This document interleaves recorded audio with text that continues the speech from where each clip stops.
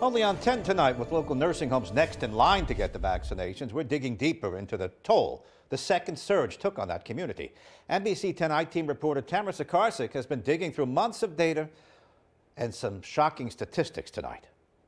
There are some clear differences between the first and second surge in Rhode Island. The death rate at congregate care facilities is much lower now, dropping by about 10% between May and December. But the number of facilities reporting their first outbreak has spiked in recent weeks.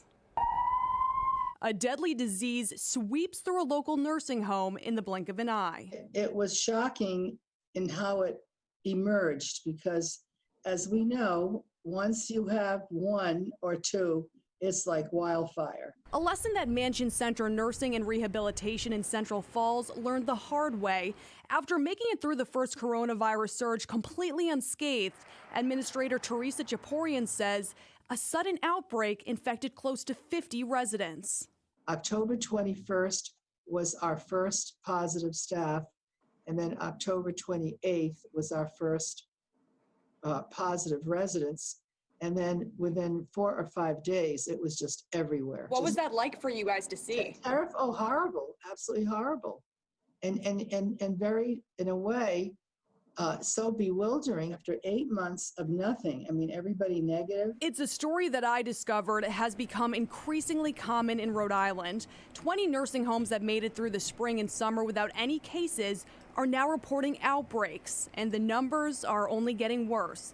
New infections at nursing homes have jumped from 235 in the last 2 weeks of November to about 475 in the first 2 weeks of December.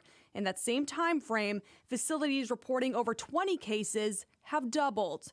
A grim statistic Chaporian can now say her facility is no longer a part of. Fortunately, you guys were able to climb out of this COVID outbreak. Since then, are you doing anything differently to prevent future outbreaks, or are you doing the same things that you did in the past because, like you said, they did work? We're basically going to do the same thing.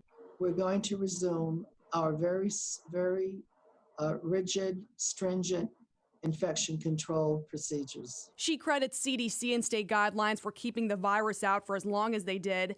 Now she's zeroing back in on prevention by vaccinating as many staff members and residents as possible. This is a deadly virus, and we now have the opportunity for vaccines that hopefully are going to curb this. Incredibly, all of the residents who tested positive at Mansion Center remained asymptomatic, but the same can't be said for hundreds of others. To see a list of facilities that experienced their first outbreaks this fall, go to turnto10.com. In the studio, Tamara Sakarsik, NBC 10 News.